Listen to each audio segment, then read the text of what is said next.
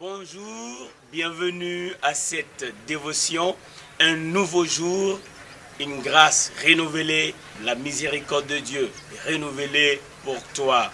Sache que aujourd'hui, ton Père céleste veut que tu saches qu'il ne t'a pas oublié, qu'il pense à toi et qu'il sait que tu es dans le monde. C'est-à-dire, tu es au milieu des tribulations, tu es au milieu de l'oppression. Et c'est en ce moment-là que nous qui avons reçu Jésus, nous devons continuellement nous poser la question de savoir quel est le cœur de Dieu à notre égard. Celui qui ne connaît pas Dieu va blâmer Dieu. Celui qui connaît Dieu sait que Dieu est amour et qu'il a créé l'être humain à son image et qu'il aime l'être humain. La parole de Dieu déclare qu'avant la fondation du monde, Dieu a choisi de nous aimer. Il nous a créés, il a créé l'être humain, il a couronné de gloire. Alors Dieu a un plan pour l'humanité.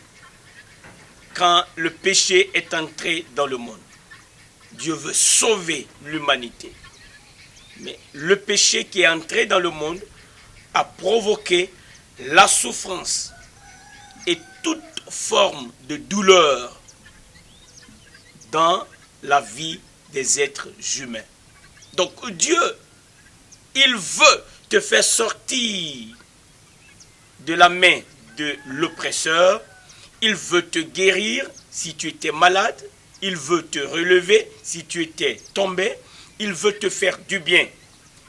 Il est invisible, mais il s'est révélé à travers sa parole. Et ce matin, nous sommes venus pour méditer la parole de Dieu. C'est pourquoi, lorsque nous lisons 2 Corinthiens, le chapitre 1, nous pouvons percevoir et comprendre, au niveau du verset 6, si nous sommes dans la détresse, c'est pour votre réconfort et pour votre salut. Si nous sommes encouragés, c'est pour votre encouragement, pour vous permettre de supporter les mêmes souffrances que celles que nous endurons.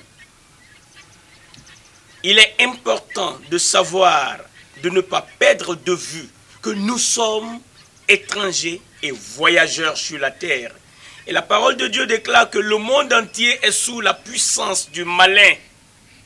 Le Seigneur Jésus a dit, dans le monde, vous aurez des tribulations, mais prenez courage, car j'ai vaincu le monde. Alors nous nous armons de courage, car nous savons que Dieu, qui est notre Père, va faire concourir toutes choses à notre bien, car nous l'aimons, dit la parole de Dieu. C'est pourquoi Paul déclare ici que la détresse peut venir. Nous n'avons pas peur, puisque Dieu est pour nous un appui. Dieu est pour nous un refuge. Dieu est pour nous un secours, le secours qui ne manque jamais dans la détresse. Alors, aujourd'hui, nous pouvons, toi qui as reçu Jésus, tu peux saisir ces paroles, tu peux t'accrocher à ces paroles et rendre grâce à Dieu de ce qu'en ce moment même, il est en train d'œuvrer le réconfort, la consolation en toi. Tu n'es pas seul dans cette circonstance. Dieu est à l'œuvre en toi. Il te donne la force, il te donne le courage, il te donne l'espoir. Et Paul a dit, écoutez, si nous sommes dans la détresse, c'est pour votre réconfort. Et nous avons compris que Dieu va les réconforter dans cette détresse. Dieu ne va pas les abandonner. Dieu va te faire sortir. Et lorsque tu seras dehors, hors de cette oppression, la même consolation dont tu as été consolé par Dieu, tu vas l'utiliser pour consoler d'autres, pour réconforter les autres. Donc, tu comprends que la parole est claire. La détresse par laquelle tu passes va être utile en ce sens que Dieu ne va pas t'abandonner dans cette détresse, elle ne va pas t'emporter, tu vas sortir de cette détresse fortifié, encouragé, avec une expérience nouvelle avec Dieu, la fidélité de Dieu, le secours de Dieu. il est à l'œuvre dans ta vie. Il est en train de rompre les chaînes. Il est en train de briser les chaînes. Il est en train de renouveler le courage en toi. Il est en train de guérir cette maladie, détruire la base de cette maladie. Elle est arrivée, mais elle ne va pas gagner la bataille. Elle est vaincue. L'esprit d'infirmité est chassé. Et toi, tu retrouveras la santé, la guérison et ton partage. Et alors, tu pourras aussi aider quelqu'un. Nous traversons une situation mondiale qui est une oppression du diable, mais nous savons qu'aucune maladie n'est trop incurable pour notre Seigneur Jésus-Christ. C'est pourquoi nous ne perdons pas courage. Nous ne perdons pas courage, car nous savons que cela va produire le réconfort pour d'autres personnes. Et lorsque nous sommes encouragés à aller de l'avant, à supporter et à gagner la victoire, c'est aussi un encouragement pour ceux qui nous attendent. Dans le désespoir, ils ont besoin de l'espoir. Dans l'oppression, ils ont besoin de savoir comment Dieu va les délivrer. Et toi, tu vas arriver. Tu arriveras avec l'assurance, avec la certitude, avec le courage renouvelé. Cela va leur donner l'encouragement. J'aime ça. Oh, la parole de Dieu déclare dans 1 Pierre, le chapitre 5, vraiment, Dieu est à l'œuvre dans notre vie. Écoute ceci. Soyez sobres, restez vigilants. Votre adversaire, le diable, rôde comme un lion rugissant, cherchant qui dévorer. Résistez-lui. Résistez à qui? Au diable. Donc, résistez-lui avec une foi inébranlable, sachant que les mêmes souffrances sont imposées à vos frères et sœurs dans le monde. Les mêmes souffrances sont imposées à tes frères. Quand nous sommes sur la terre, notre seul appui doit être Jésus-Christ. Parce que partout dans le monde, il y a cette oppression. Partout. Une oppression multiforme qui prend plusieurs formes, mais qui a une seule source. Satan est la source.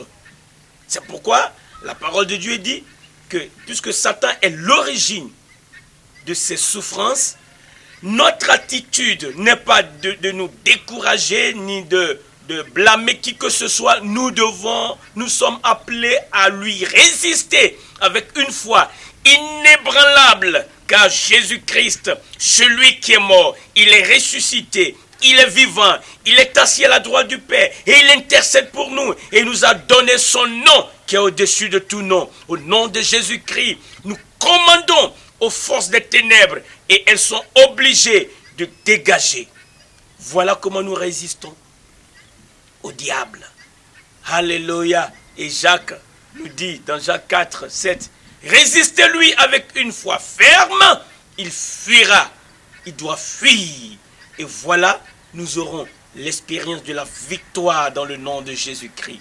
Toi qui n'as pas encore reçu Christ, aujourd'hui, c'est le jour du salut. Aujourd'hui, alléluia, tu peux changer de camp. Aujourd'hui, tu peux quitter le diable pour venir à Christ. Tu peux quitter les ténèbres et venir à la lumière. Tu peux quitter l'oppresseur et venir dans les bras de celui qui t'aime, qui t'a créé à son image et qui a un beau plan de vie pour toi.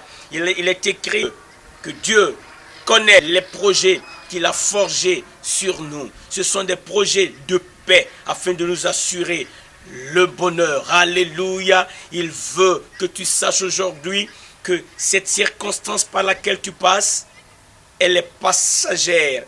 Et tu vas sortir de là fortifié avec un grand bien, l'expérience, le réconfort pour aider d'autres. Si tu n'as pas encore reçu Jésus, je viens de te le dire, il est mort pour tes péchés. Car tous sont péchés et sont privés de la gloire de Dieu. Mais le don gratuit de Dieu en Jésus-Christ, c'est la vie éternelle. Reçois la vie éternelle en Jésus-Christ. Si tu le veux, tu peux simplement fermer les yeux là où tu te trouves et je vais faire cette prière brève avec toi. Dieu, créateur du ciel et de la terre, tu es puissant. Tu es tout puissant. Aujourd'hui, j'apprends que Jésus-Christ est mort pour mes péchés. Je choisis de quitter les ténèbres pour entrer dans la lumière. C'est pour cela que j'accepte Jésus-Christ comme mon sauveur. Je le confesse comme mon Seigneur, puisque je crois de tout mon cœur qu'il est ressuscité des morts, il est vivant, il peut venir et vivre en moi. Merci Seigneur Jésus de venir, de faire de mon corps ta demeure. Glorifie-toi en moi, restaure ma vie, donne-moi ta classe de vie. Merci de me sauver maintenant. Alléluia, quelle belle prière. Tu as parlé au Créateur du ciel et de la terre, il est fidèle, il a promis qu'à tous ceux qui reçoivent Jésus-Christ, Dieu leur donne le pouvoir de devenir enfants de Dieu. Alors, tu deviens enfant de Dieu. Peut-être que tu ne comprends pas le sens, mais Dieu veut prendre soin de toi. Dieu veut être ton pourvoyeur. Dieu, quand tu deviens enfant de Dieu, le vrai sens, tu n'es plus enfant du diable. Avant d'être enfant de Dieu, tu étais enfant du diable, opprimé par le diable. Tu avais les pensées du diable. Tu posais des actes du diable. Et ton corps était la demeure des démons. Mais maintenant que tu reçois Jésus, l'Esprit de Dieu va venir et va entrer en toi et va te donner de nouvelles pensées. Il va transformer ton cœur. Tes paroles vont s'aligner sur la parole de Dieu. Ton regard ne sera plus un regard pessimiste, sinon tu seras rempli de l'espoir. L'espoir que Dieu va t'apporter. Alléluia. Et maintenant, si quelqu'un s'élève contre toi, il va s'affronter à ton Père céleste, au Créateur. Mais tiens-toi bien, Dieu Tout-Puissant. Et rien n'est impossible à lui. Il sera là pour veiller sur toi. Il a les regards fixés sur toi pour te fortifier, pour te secourir. Alors, bienvenue dans la famille de Dieu. Père Saint, merci de ce que aujourd'hui tu es à l'œuvre dans notre vie, Seigneur. Merci, Père, de réconforter chacun. Merci de guérir ceux qui ont le cœur déchiré et brisé. Merci de guérir ceux qui ont une maladie qui est en train de les ronger. Fût-il le cancer, au nom de Jésus, que la base des cellules cancérigènes soit détruite. Au nom de Jésus, je commande à l'esprit d'infirmité. Dans le nom de Jésus, Satan, tu es vaincu. Esprit d'infirmité, libère le corps maintenant. Tous ceux qui sont contaminés, tous ceux qui sont sous l'emprise d'une maladie quelconque. La promesse est que 1000 tombent à tes côtés et 10 000 à ta droite, tu ne seras pas atteint. L'Éternel va te couvrir de ses ailes et maintenant la guérison divine entre dans le corps. Et Père, je te glorifie. Merci de détruire la maladie dans le corps. Merci de renouveler l'espoir. Merci de fortifier les vies. Oh mon Dieu, glorifie ton nom. Le seul espoir, c'est toi. La seule consolation, c'est toi. Le seul encouragement, c'est toi. Merci d'écouter notre prière et de pourvoir tous nos besoins aujourd'hui selon ta richesse avec gloire en Jésus-Christ. Alléluia, alléluia.